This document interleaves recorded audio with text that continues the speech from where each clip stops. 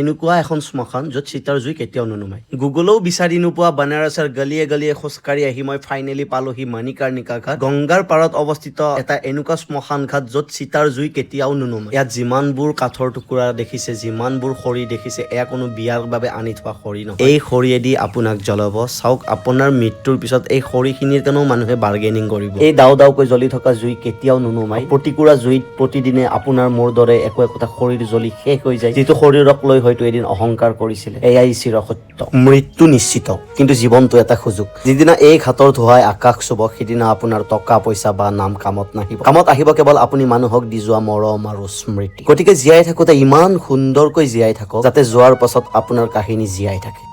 এয়াই হ'ল মানুহৰ জীৱন। মত কৰ মায়া কো অহংকাৰ, মত কৰ কায়া কো অভিমান, কায়া গাৰ সে কাছি।